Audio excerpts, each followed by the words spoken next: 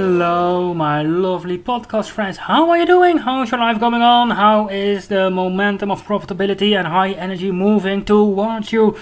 I sincerely hope you are doing fine. If not, let me know. I look forward to hear back from you. You can tweet me at Lodewijk, you can leave a message on hofprofit.com. And don't forget, next to the extreme crypto profits, you can also simply profit from the Brexit. Always lovely, always fun. Having it said, then it's time to have a quick look what's happening. Yesterday it was the day that in Eindhoven, the town I spent most of my life with and have a small fight with the government with, celebrated its liberation from the German occupiers. The Second World War was ended and a tradition started with, it's called the Light Tour. It's basically a tour around Eindhoven with lights. It started with Philips, who said in 45, well, the war was over in Eindhoven for already a year. The Netherlands, the European part, was liberated. Our colony or area for profitability in Indonesia, Dutch India called, was liberated. It was just, the war was over, it was peace, happiness. So as Philips, thanks to the stealing of intellectual property, got really big into the lights, they set up a tour around Eindhoven to honor those who fought on the correct side in the Second World War. It's only a small pity, in my opinion, that until now we always forget the Soviet Union. I will not say that Joseph Stalin was a great guy. I will not say that he is a defender of democracy. I simply say on his side he defeated the Germans and Nazis at the same time. Does it mean that the Germans at this moment have to feel sorry what happened around that time? No, they should not. Who can do anything against it?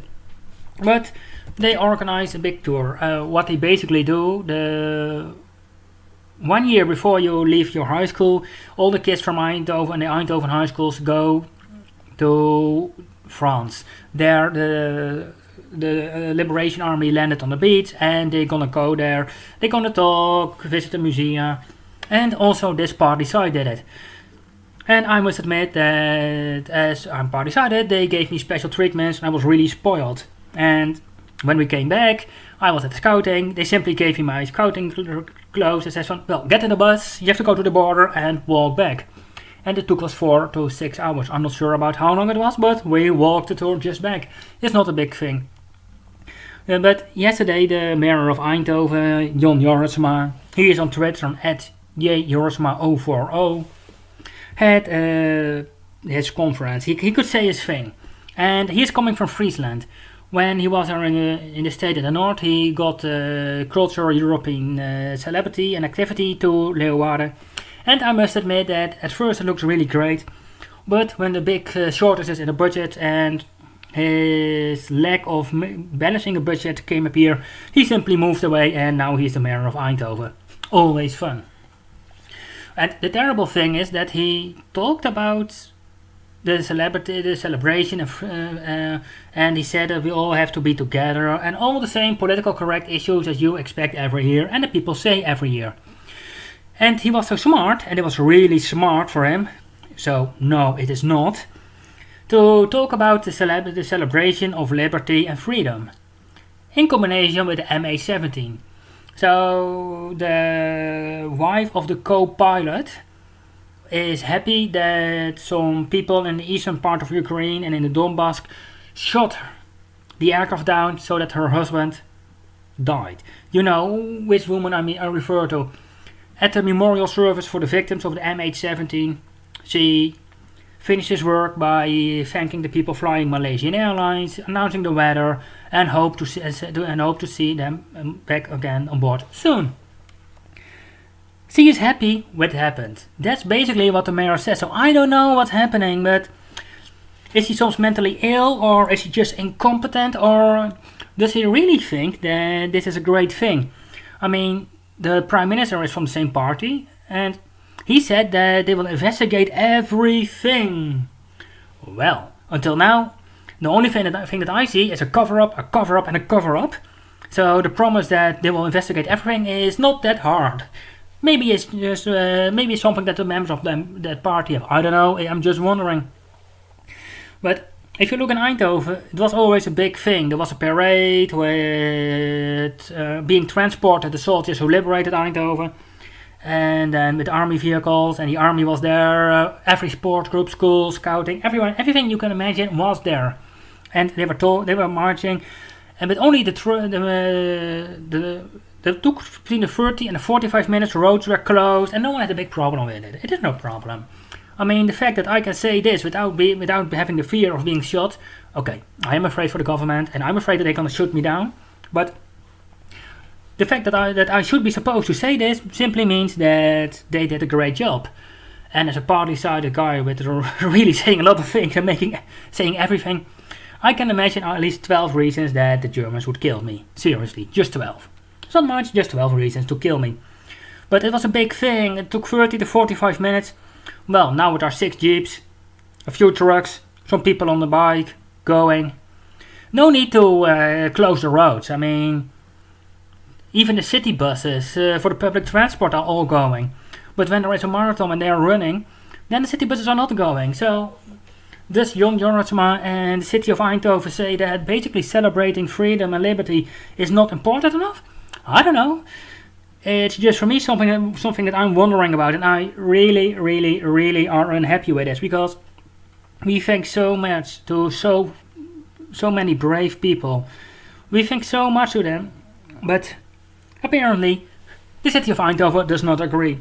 I always would simply ask the question, for what did all those brave people die? For what were all those lives being shot into pieces? For some bricks? For a person like Jon Jorritsma who could spit on a grave? I don't know. I sincerely hope not that that this is what they gave it up for, because then it's not worth it. And it should be worth it. I mean, speaking out, standing up for freedom and liberty, I don't say that it has to be tough. I don't say that it has to be easy. It can be tough, but it's only the right thing to do. It's just a pity that in the city of Eindhoven they ignore so many times the right thing to do.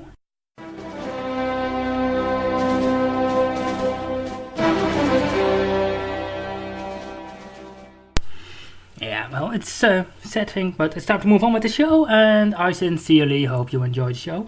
What you think about the last segment, you can tweet me at Lodewijkhof, and I will try to get my hands on the mirror's comments. So, let's move on.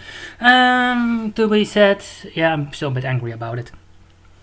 I should not be, but it's just those people gave so much, and if this is the way they are treated by the mayor, then it's terrible, just terrible. Well, having it said, time to move on. I got an interview with John Rubino. John is editor of dollarcollapse.com. He is engaged in a lot of great, interesting things. He will introduce himself, and we are going to talk about the dollar, the way we are now treating the world, towards where we are heading. Is the world what will happen from the collapse of a society, or when the dollar will lose its world reserve status, and also about why and what to benefit from it and how to protect yourself, because he and I agree on the fact that this is gonna happen, and we know for certain it's gonna be like hell, seriously hell. So how could you survive on it and thrive on it? Because doom and boom is a matter of a fact. Doom and boom investing is something I really believe in, but you should get ready for it. Prepare yourself and do it. Well, here is Jon, and I would say, let me know what you think about it. Tweet me at Lodewijkhof.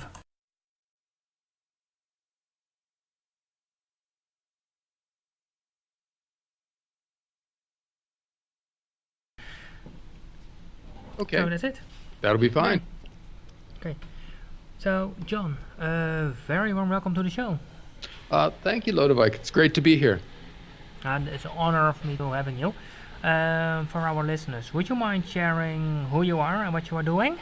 Sure. I'm a former Wall Streeter. I used to be a financial analyst, and for the past 20 years, I've been a writer. I've done 4 or 5 books on investing, and a couple of them have been on very gloom and doomy subjects, which is some of what we'll cover today. And I run a website called dollarcollapse.com, which is basically a continuously updated site covering the dark side of the financial world. In other words, the many, many financial crises that we're creating the conditions for as we borrow too much money and make other financial mistakes.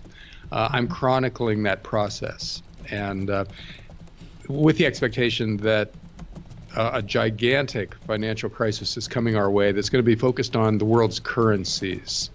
So a major currency crisis is coming, and how do we protect ourselves from something like that, which is really unique in most people's experience? And why do you think that there will be a major global currency crisis? Well, we're making all the mistakes on a global basis that individual countries have made in the past. In other words, during the course of human history, many countries have decided to try to create too much currency, and in other words, have the government grow to the point where it can't finance itself just through taxes, so it debases its currency by either creating more or diminishing the quality of the existing currency.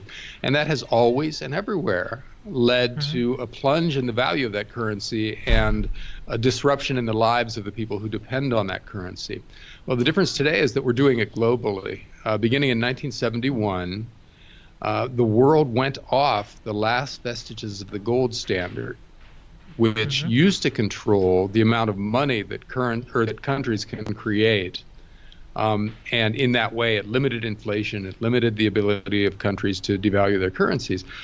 Well, no major country has that limitation anymore. Everybody's operating with essentially an unlimited credit card. And human nature being what it is, we're abusing that power.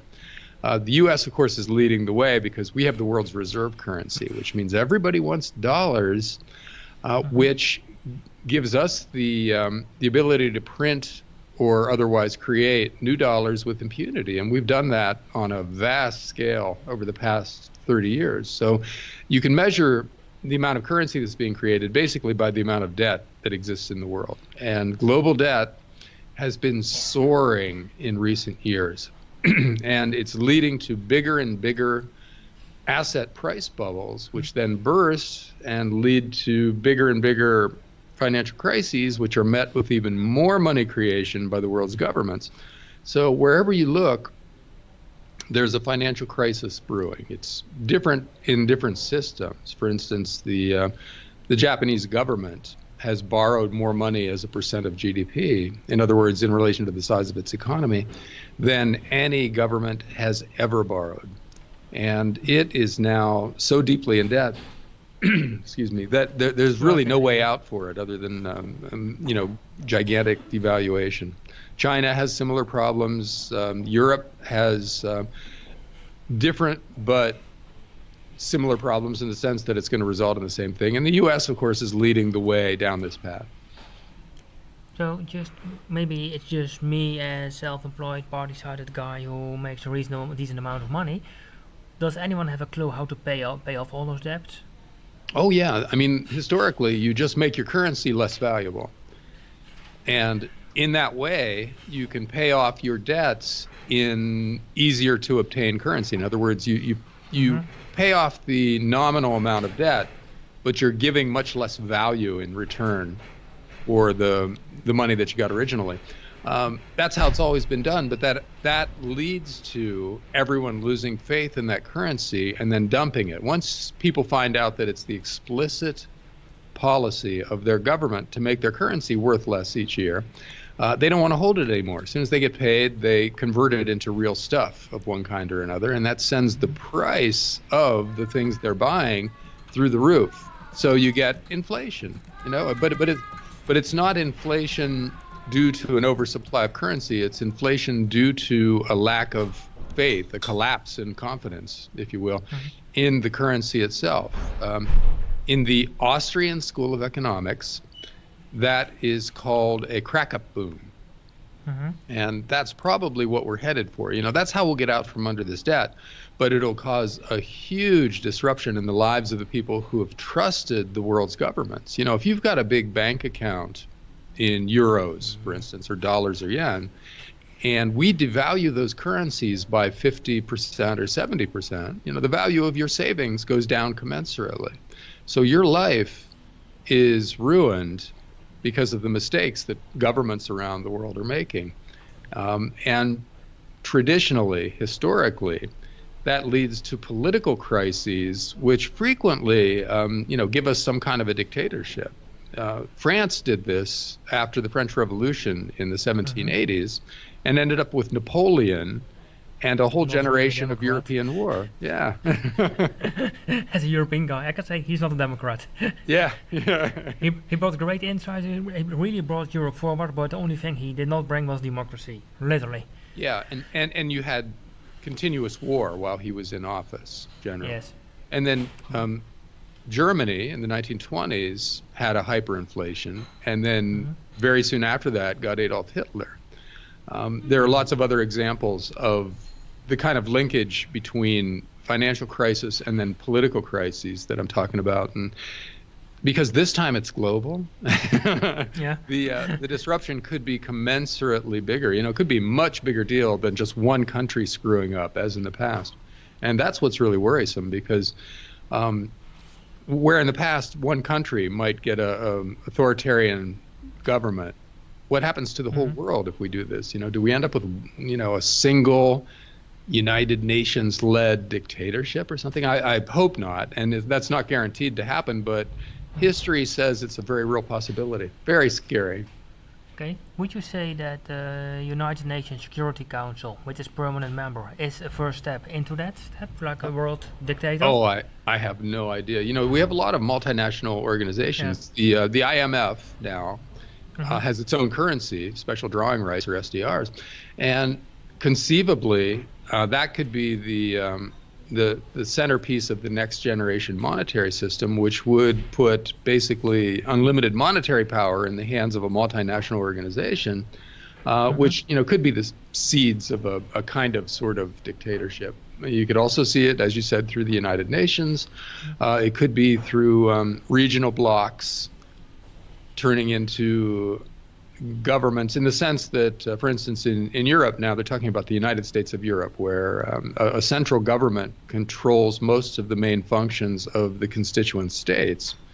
Let several blocs like that decide to merge in free trade agreements and political unions, and because there's a crisis in which they see that as the lesser of two evils, then you get a huge regional or even global government out of it. And these are not going to be friendly organizations when they evolve, because they're evolving in a crisis, which means they're going to have to meet extreme circumstances with extreme restrictions. So we'll see capital controls and limits on free speech, and the things that people in most developed countries just take for granted as their God-given freedoms.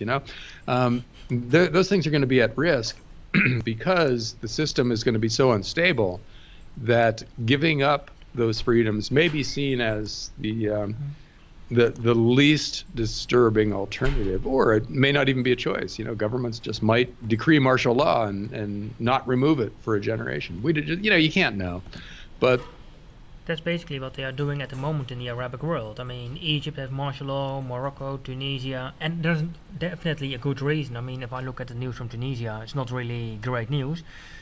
Bad people with machine guns walking on the beaches and shooting, but it seems to be that it's there already, unfortunately.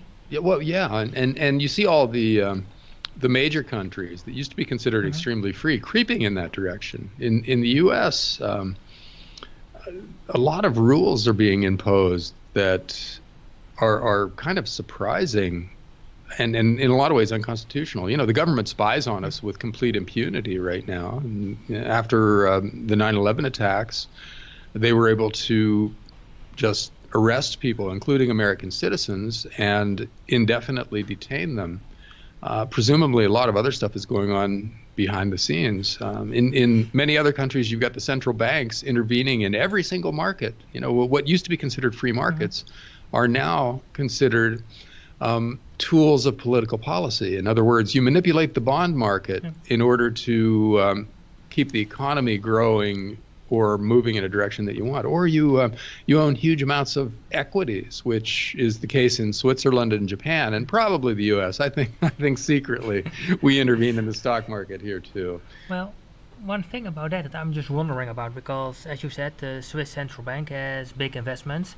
the Japanese central bank has big investments in Japan, and if the Japanese continue this route, they will be the biggest shareholder in Japan in just a few years times. But they all say they're gonna exit when the economy is gonna recover. How could they exit? Well, that's the question. How do you That's why I sell ask. I a mean, big part yeah. of your stock market without crashing the stock market, right? Because that one of the things that's supporting the market now is the expectation by most investors and traders that the government has your back. You know, the government is in there buying to keep prices Mm-hmm. going up. So when that changes, and you know, when we start tightening, we're going to find out. We're doing that in the bond markets right now, where central banks are starting to talk about selling the immense bond Mm-hmm. portfolios that they accumulated while they were fighting the last financial crisis. Well, that's liable to cause another financial crisis, because once everybody decides the government is now pushing prices down steadily by selling, why wouldn't you get out in front of that by selling yourself? And then you crash the markets. And an even bigger reason why this is wrong is because capitalism, which is the only system we've ever come up with that actually increases the amount of societal wealth in a steady Mm-hmm. way.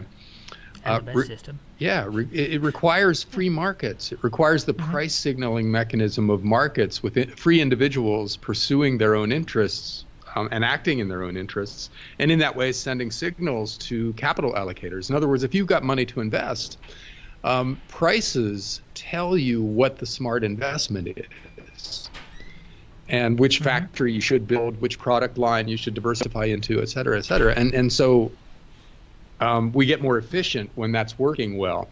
But if governments are in the markets distorting price signaling, then the entrepreneurs of the world don't know how to invest. And you get massive, what they call misallocation of capital. In other words, bad ideas being funded. And the system doesn't grow anymore, you know. And so the free market process of capital being allocated, efficiency, and this leading to more good jobs and rapid Mm-hmm. growth, that is paralyzed. And that's when you start getting the political crises that we talked about before, because, you know, and that's happening around the world, obviously. Every election now has people like Donald Trump here in the U.S. or Marine Le Pen in France, who would be completely happy to tear the system out by the roots and start over. And they get a lot of votes because people are deeply dissatisfied with the status quo. And the reason the status quo isn't working is in large part because of all the debt we've taken on and all the market manipulation that we're doing. So we're creating the seeds for more contentious elections that bring in people who are, for instance, anti-euro in Europe, or Mm-hmm. Anti-free trade in the U.S., or very militaristic, or whatever. You know, you get people who are not wedded to the status quo and are willing to make radical changes. But a lot of those radical changes are self-contradictory. You know, they're happening one way in one country and the opposite way in another country, and it makes the system extremely unstable, which Mm-hmm. then feeds back into finance. You know, people don't want to invest long term in a system that they can't predict with any kind of accuracy, even a few years out, let alone 20 or 30 years out for a new factory or whatever. And so productive investment just dries up. And we But it need, makes sense. It makes sense. I mean, if I would look at the money I'm investing, if you say me where to invest in for 10 years, well, definitely not the bond market, not stocks, not shares, no mutual funds, no banks. no. You know, where do you put money now in the long term? And then if you're going to build a factory that's going to last a long time, and you know, you need it to generate positive cash flow for 30 years in order to pay off the initial investment and all the work and everything that you put into it. And you have no idea what the world is going to be like 30 years hence, because even 2 or 3 years hence, even past the next election cycle, you can't predict anything.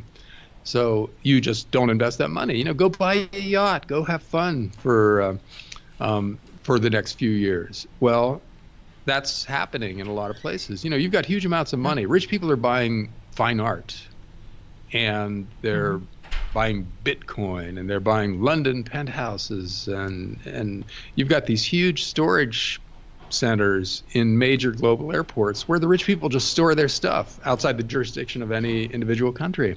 That money could be flowing into factories, but people are afraid to invest in factories. Or you've got corporations buying back their shares rather than investing in new productive equipment, right? And that's what's propping up the U.S. stock market. Is we've lowered interest rates to the point where it's a cash flow positive deal for corporations to buy back their stock and then not have to pay dividends on that stock. So they do that. It pushes up the price of the stock, but that money would otherwise maybe have been invested in new productive capacity, and that's not happening. So the system stops working, and that's where we are now. We're in the the intermediate stages of capitalism dying around the world, and what comes next is going to be very dark and very scary. And what will happen if especially the US dollar will collapse and lose its global reserve status? You see China is now accepting payments for oil which are paid back by gold. So it's just a small bite of the global reserve status, but it's a beginning. Yeah. Well, because the What will U.S. happen with the dollar Oh yeah, the dollar is at extreme risk and here. the US? Yeah, and because we can't pay our own bills, we have to borrow money to meet the government budget and to support the manipulations in the private sector. And do that now because everybody wants dollars. You can print as many dollars as you want to and just send them out into the world, and people will give us real stuff for those dollars. But that also led us to abuse the privilege of having the world's reserve currency. We built this $1 trillion a year military empire that we use to bully the rest of the world. And other would-be powers, obviously, understandably, don't like that. China and Russia are deeply frustrated with the way the U.S. behaves in the world, as are most other countries, and so it's not a surprise that they're taking steps to remove that what used to be called the exorbitant privilege of reserve currency status from the U.S. And this is just beginning, but once it really gets going, then the world won't need as many dollars. Because right now, you need dollars if you're going to buy oil, for instance. And if you need dollars if you're going to engage in most kinds of international trade. Well, if you don't need those dollars anymore, you'll just sell those dollars, right? You'll convert them into other stuff. And that downward pressure on the value of the U.S. dollar could accelerate to the point where nobody wants to hold dollars anymore. We'll go from everybody wanting dollars to nobody wanting dollars. And then in the U.S., we're in trouble because we can't live within our means, So we would see the government's finances just crater. It would be terrifying to watch, but it's very possibly coming in the next few years. But is it not also simply the solution for the U.S.? Simply live within your means. Don't raise the debt ceiling, lower the debt ceiling. Even if it's just $1 a day. Yeah, I mean, that's the obvious solution, but we're programmed by the past 30 years to just spend whatever we want on anything we want, and that this whole generation of politicians have never had to say no to major constituencies, so they don't know how to do it. Usually the market imposes that kind of discipline on an undisciplined system eventually, and that's what will happen to us. We'll have a gigantic crisis, and we'll have to, at the bottom of the crisis, figure out how to live within our means. But one thing we won't be able to maintain going forward is this gigantic military empire. Another will be the cradle-to-grave entitlement state that we build up at the same time. We can't have both of those things, and it's arguable that we can't have either of them going forward. So the process of us coming to grips with the fact that the U.S. is 5% of the world's population. We can't dominate the global economy and the global geopolitical system forever because we're just a tiny sliver of the world. There's no way that we can accumulate the resources needed to maintain dominance in every aspect of global life. It's just unnatural if the rest of the world is going to develop, and which is what we really should want. We should want Europe to become even richer and freer than it is now. We should want China to become a first world country. We should want Russia to become stable and rich. And we should want Japan to figure out its demographic issues and lead the world in robotics going forward. All of those are good things.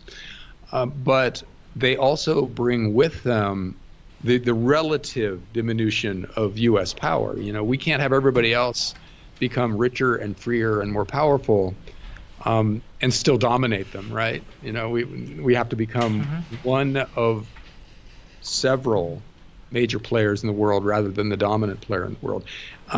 But we're fighting that, and we're destined to lose, but the process of losing is probably going to be incredibly messy. And from one of the things that was learned to me about investing was when there's a messy and there are big problems, you can buy things cheap.